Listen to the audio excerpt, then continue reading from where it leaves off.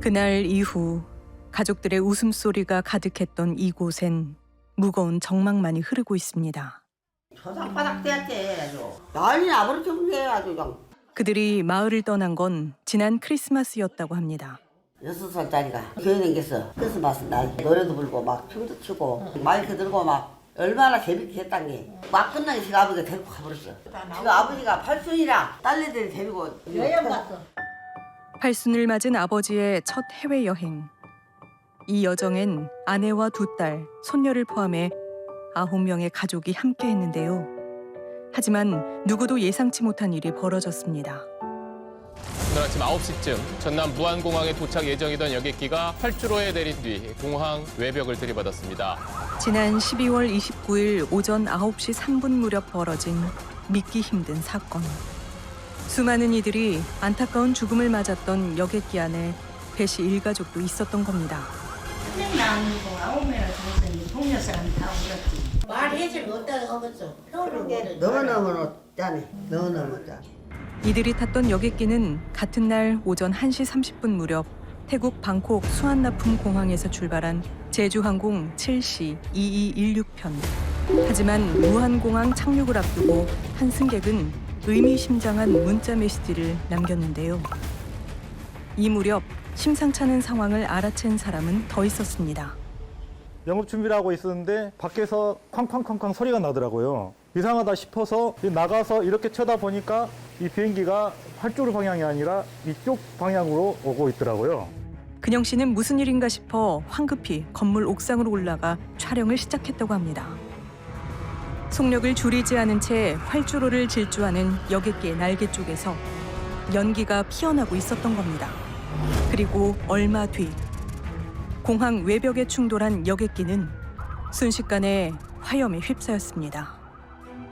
여객기 안에 타고 있었던 인원은 승무원과 승객을 포함해 모두 181명.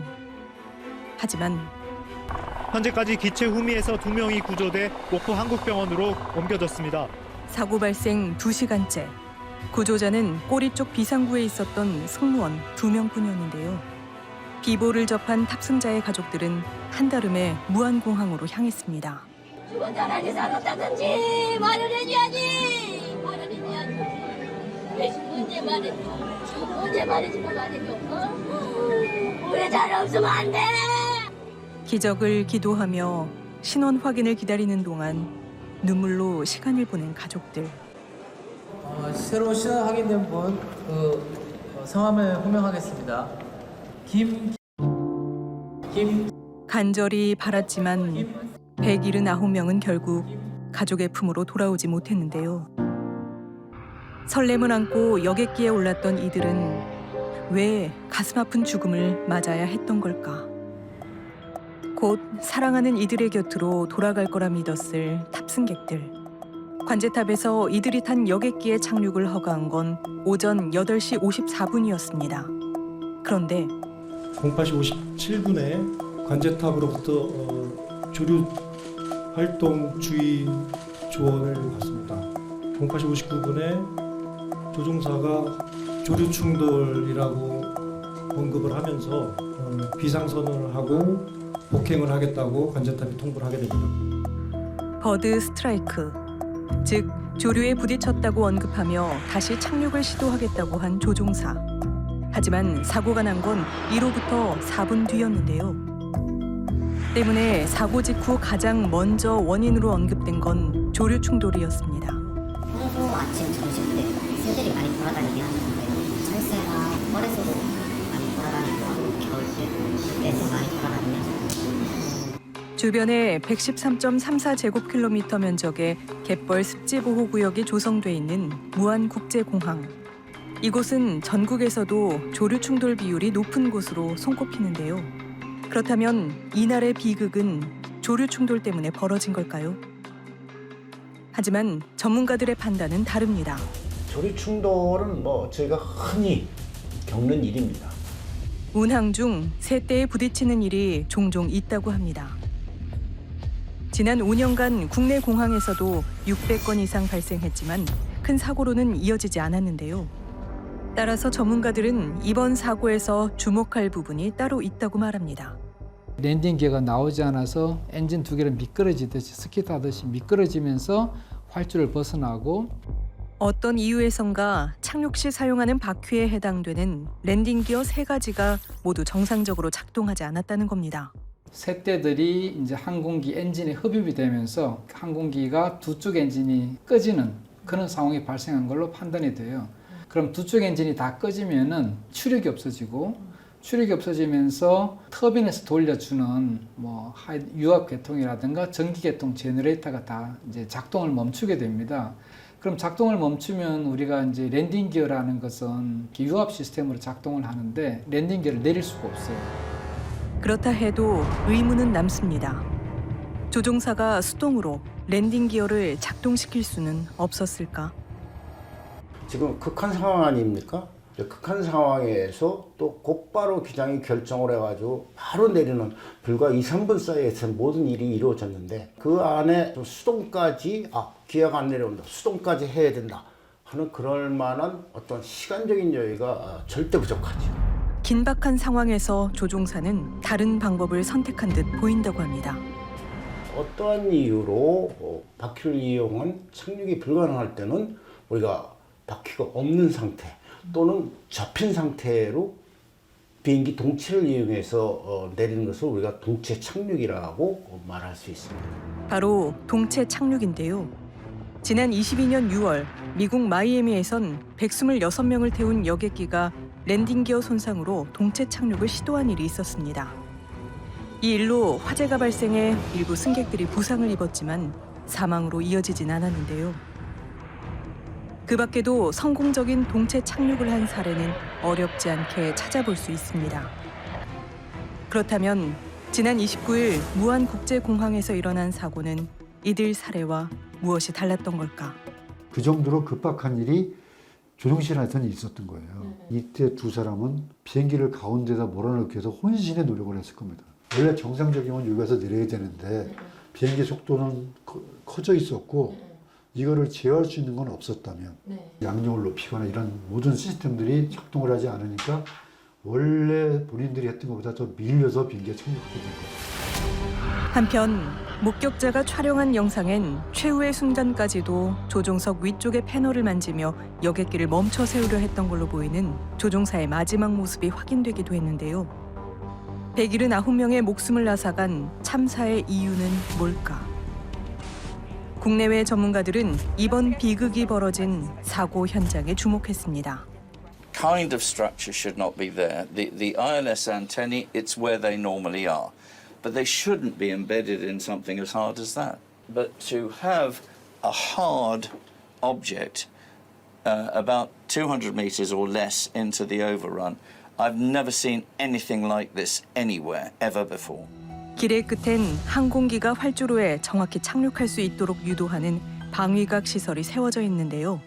그 아래에 놓인 건 콘크리트 둔덕이었습니다. 그 콘크리트 둔덕을 놓쳤으면 그 끝에가 논밭이거든요. 논밭까지 밀고 나가면서 물론 사상자는 있었겠지만 폭발은 일어나지 않았을 거라고. 지난 2015년 4월 14일 일본 히로시마 공항에 착륙하던 중 여객기가 활주로를 이탈하는 사고가 벌어집니다.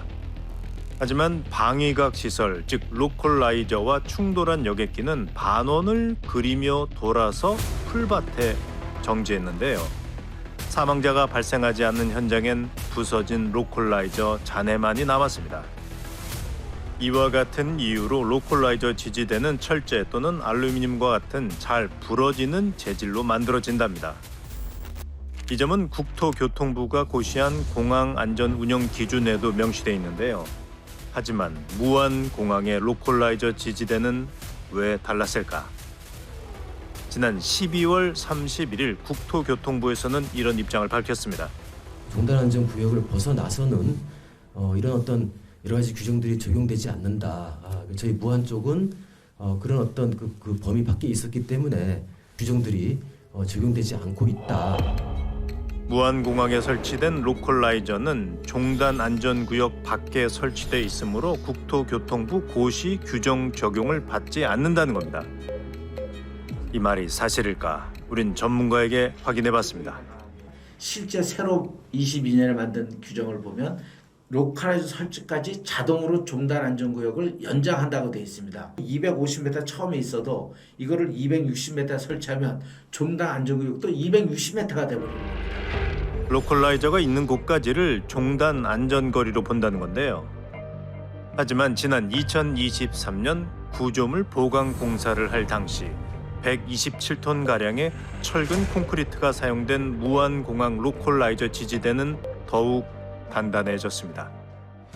콘크리트 구조물에 대한 의문이 계속되자 다음 날 국토교통부는 다시 입장을 바꿨습니다.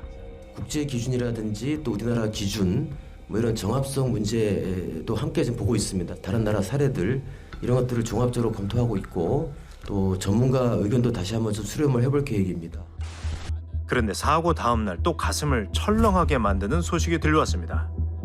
이번 사고 여객기와 같은 기종인 제주항공 여객기가 랜딩 기어 문제로 회항하는 일이 또 생긴 겁니다.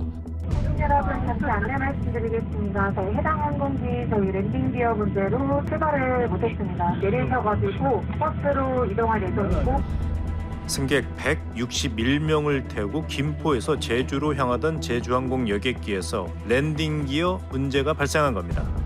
어수선해가지고 무슨 일이냐고 싶어가지고 이제 제 여자친구도 패닉이 와가지고 막 울려고 이제 눈물도 얼썽이고. 상황이 이렇다 보니 소식을 접한 사람들 사이에서는 여객기 정비 문제를 의심하는 목소리가 새어나오기 시작했는데요. 뿐만 아닙니다. 사고 여객기의 경우 사고 직전 48시간 동안 13차례 운행했던 것으로 확인됐습니다. 이 사이 정비는 어떻게 이뤄졌을까? 우린 제주항공 관계자를 만나 여러 의문들에 대한 답을 들어보기로 했습니다. 저희가 점검을 철저하게 항상 진행을 하는데 랜딩에서 24시간 주기로 하는 점검도 진행이 됐고요. 출발 전 하는 점검도 진행이 됐고 도착해서 저희가 정비하고 뭐 기내도 정비하고 손님 이제 내리시고 다시 이제 저희도 다시 보안 점검이라든지 뭐 점검이라든지 그때 이제 정비랑 점검 진행했을 때 이상 없다고 해서 저희는 이상 없다고 점검됐고 그래서 출발했습니다. 그렇다면 사고 다음 날 김포발 제주행 여객기가 회항한 이유는 뭘까? 랜딩 기어 조작한 그 케이스 부분이 조금 열려 있었나 봐요. 저희가 이륙하면서 그 오류가 난 거를 확인을 했고 그 정상 작동해서 정상 운항이 가능한 상황인데 이제 혹시 모르니까 다시 점검하는 것까지도 점검을 하게 됐거든요. 더불어 제주항공에선 정비 인력을 확충해 운항 안정성을 높이겠다는 계획을 밝혔는데요. 한편 전문가는 정확한 조사 보고서가 나오기 전까진 사고 원인을 섣불리 예단해선 안 된다고 당부했는데요. 사실 마지막 순간까지도 주원이 바뀔 수도 있거든요. 지금까지 조사된 증거 자료로는 이게 주원이었다 해서 인쇄가 되는 단계에서도 새로운 자료가 증거가 나와서 주원인이 바뀌는 경우도 있거든요. 예단하거나 예측하는 것을 좀 하지 않는 것을 하도록 하겠습니다. 머지않아 사고의 원인은 밝혀질 겁니다. 하지만 사랑하는 사람을 잃은 이들의 슬픔이 가실 그날은 멀게만 느껴지는데요. 복숭아 칠 때만 항상 언니 복숭아 좋아하니까 복숭아 항상 보내주고 그런 동생이었는데 이제는 동생이 없어서 그 맛있는 복숭아도 이제 추억 않겠네요. 떠난 이들의 빈자리는 어떻게 채워야 할지, 남은 이들의 애끓는 심정은 어떻게 헤아려야 할지 여전히 정답은 알 수 없습니다. 하지만 일어나서는 안 될 일이 일어난 것 같아서 큰 등록자리가 있어가지고 친구 앞에 가서 천국 가게 기도해주자 하고 왔어요. 무안공항 주변엔 저마다의 방식으로 애도와 위로를 하려는 사람들의 발길이 이어졌습니다. 한 달이 그치고 한 달이 그치면 다 우리 가족이에요. 그 마음이 너무 안타까워 먹먹하고 그래서 그냥 일하다가 그냥 끝에 나왔어요. 와가지고. 가족이었던, 친구였던, 평범한 이웃이 떠난 이 계절은 참 시리기만 한데요. 하지만 슬픔을 함께 나눌 겁니다. 늦더라도 우린 함께 봄을 맞을 겁니다.